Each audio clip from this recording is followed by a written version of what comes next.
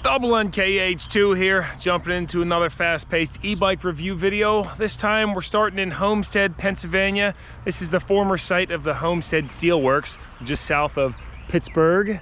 And I got the GOTRAX F2. We've been on a little camping trip, and this has been a great bike because it only weighs 58 pounds, it folds in half, and that makes it very transportable, slides into our camper, no problem.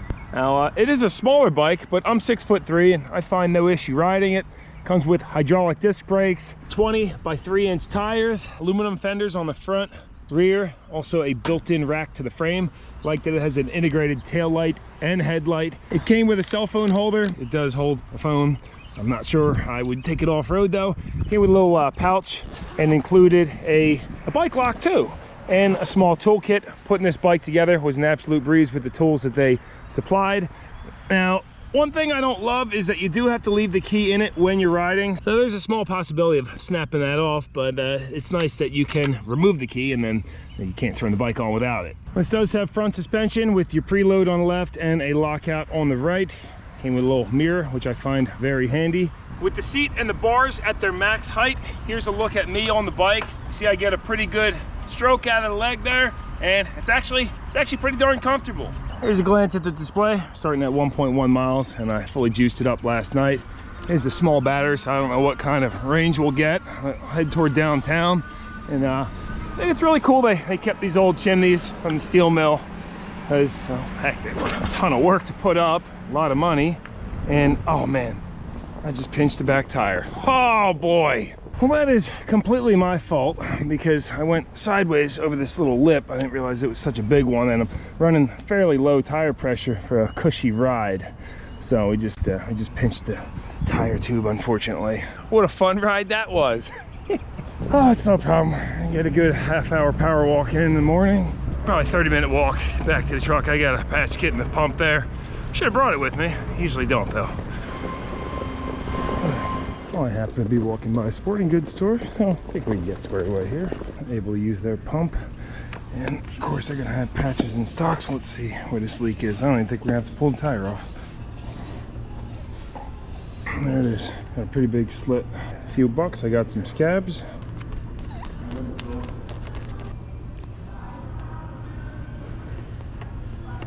Of course, since we pinched it on the curb, there ended up being 2 holes. Snake eyes. All right, we'll see if that holds up. I think I'll head back to the hotel, grab my air pump.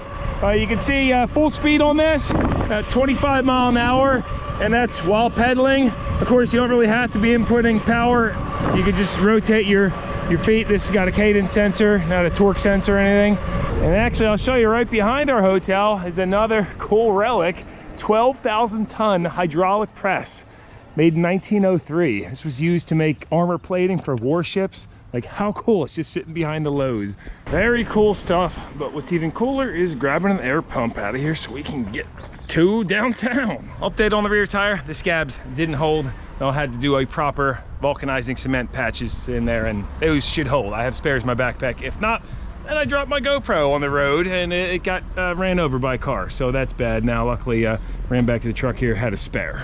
Now we're back on path, the Great Allegheny Passage Trail, and I think up here somewhere it turns into the Three Rivers Trail, but it's going to run us along the Monongahela and then where it joins into the Ohio River. And so far the bike's feeling great. I'm at 8.2 miles, 4 bars.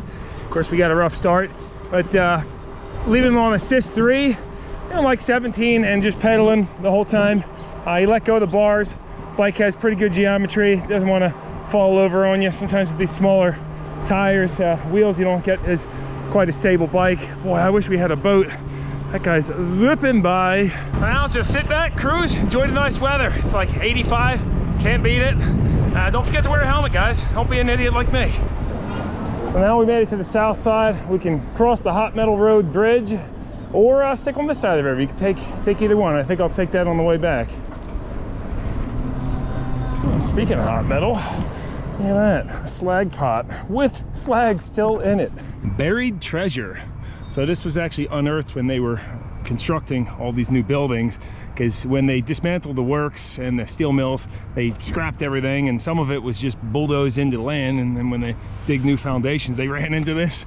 I guess it looks like it was cracked, but it almost looks like somebody burned through that. Maybe they burned through it to just say, hey, this one's no good anymore because of other damage that it had, like this hole too, in the side of it. You ride right down to the water, marina here. I mean, Philadelphia is not doing it right. Pittsburgh doing a much better job. Let's feel this river. Oh, that's nice. I think we'll have to do some swimming later. All right, continuing on from the south side marina. Just passing by this on the trail. So it's got a one-way check valve for, I assume, flood waters, so the waters can push it out, but you know, it's not going to backflow if the river comes up. And it's got a 3-car wide boat ramp, looks like. Not being used to its full potential at the moment. Got the shanty town here with the waterfront view. Passing under another bridge, the city of bridges. And lots of graffiti on the ground here. I think this might be what somebody was talking about, the color walk maybe. Oh yeah, it's kind of like Graffiti Pier in Philly. That's what it is.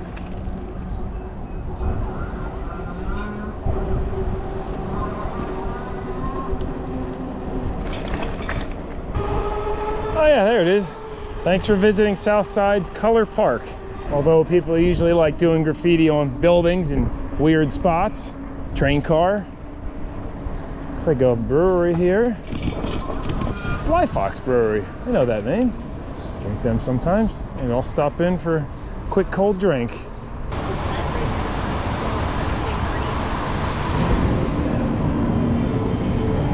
Got a hazy IPA. Independently brewed in Pennsylvania since 1995. All right, well that was darn tasty. Let's lay down some more miles. Still at 4 bars and 14.1 miles. Pretty decent, but I have been pedaling and doing anywhere from 25 to like 15, depending on if there's people around me. Now I do advertise a range of 50 miles on this, but I'm hoping we'll probably get at least 25. Now if there was one complaint I would have so far, it's that it's kind of like an on and off switch. As you start rotating the pedals, it kind of just takes off once it senses that. There's not really like a cushion from when the motor kicks in. It's just either on, off, on, off. I think we got to take the street here for a minute, and then it tags us back on the trail. And we're almost to the Ohio River, which this Pittsburgh was known as the gateway to the west, because the Ohio, you know, that takes you all the way out to Indiana and everywhere else for ships way back in the 1700s and such.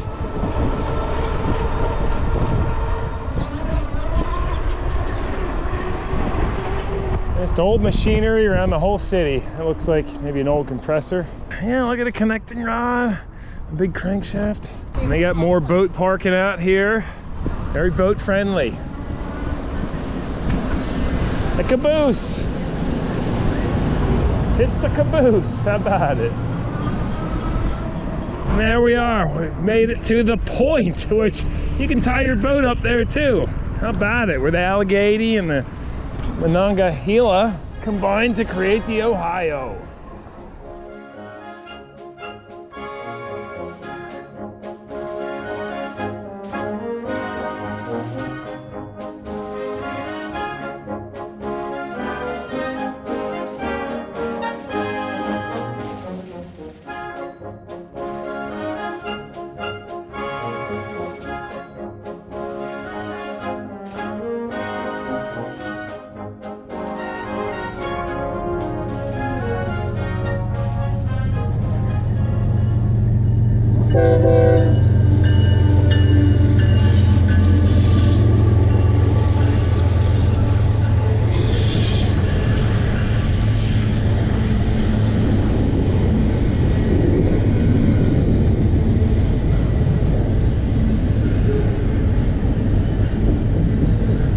This Duquesne, I'm not sure, incline here, pretty cool. How do you pronounce that? Duquesne. Duquesne? Yeah, it's French. Okay, gotcha. It's not French to me, but it's Duquesne. That's pretty cool. You know what year that was put in there? It's over 130 years old, I think, or 140. Okay, what a neat way to get up the slope. Yeah, man. I like it. It's cool. You know how much it costs? $5. $5, reasonable. Yeah, in today's standards, you know, what the heck. My man.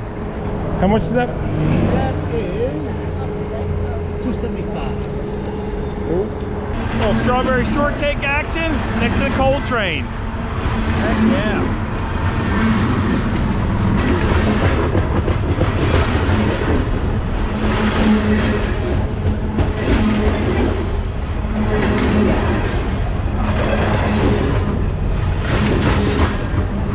This path should put us crossing the Fort Pitt Bridge.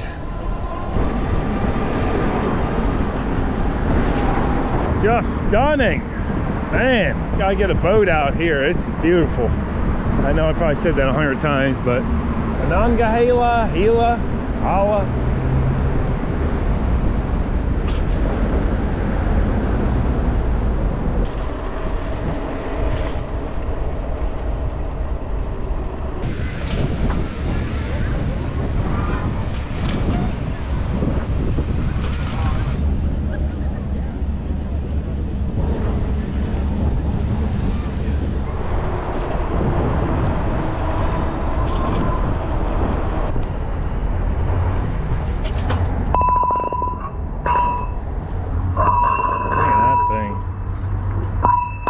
Lose a finger real quick. Oh, Mallard just hanging out. Mallard, I always call him. Look at these chain link style bridges. You could climb right up it. They don't have to put barbed wire around it like in New York City. And when they built this, you know, they told John A. Roebling, we don't need your wire rope. Let's just do big steel links holding it together.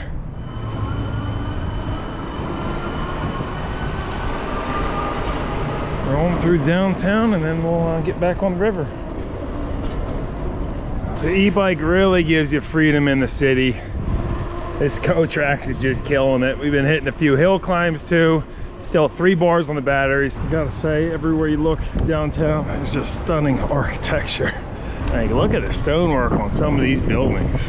Man. Rocking down the cobblestone, no problem. Woo!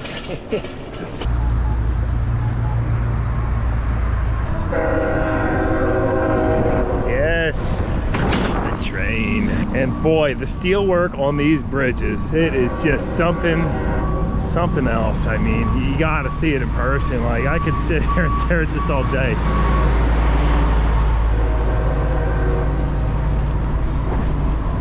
Very impressive.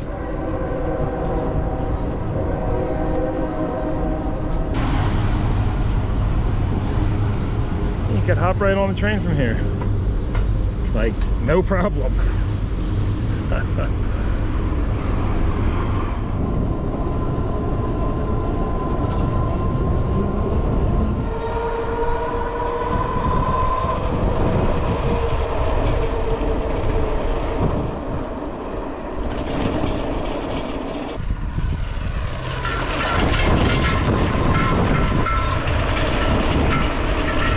Stopping here, taking a closer look at this old wooden rail car.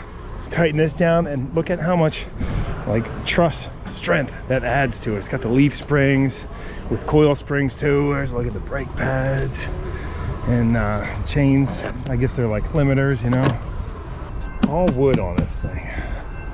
Better get across the tracks because that's where the path goes. Oh, I guess so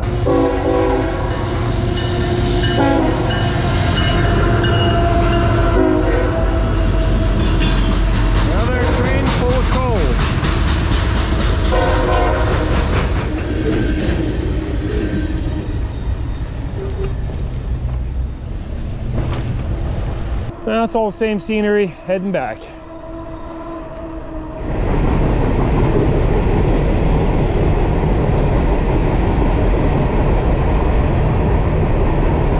Okay, we just rolled over to 30 miles and the last mile, power's been going down, down to pretty much where it's dead now. Only a mile and a half from home base, so no big deal. You can see the stacks off in the distance. It's amazing how well the brick held up over all those years. I don't know if they pressure wash them every once in a blue moon, but looks like those things were put up yesterday. And how true and straight they are. Very, very remarkable. So I'm gonna wrap this video up the same place I started it. If you're looking for a small, compact, foldable bike at an affordable price, it gets a decent range, I would say definitely check out the GOTRAX F2. Guess I haven't showed it folded up yet, but essentially you just grab this front, you can drop that down, pretty much do it one-handed, you know. I mean, grab it, the other hasp there, we'll call it. You can fold these pedals in.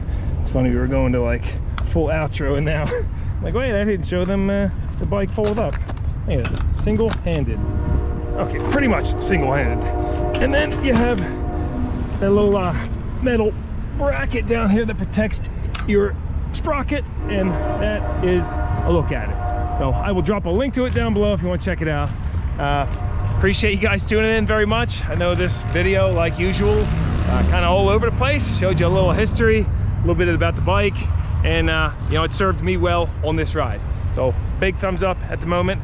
Let you know in the future how it holds up, see how long I hold on to it, and see you guys in another one pretty soon. Appreciate you again very much for tuning in. Double NKH 2, over out, with maybe some end clips at the end, so not really over out. See you guys, thanks. Come on, Ness, let's go for a walk. Come on, Bubs.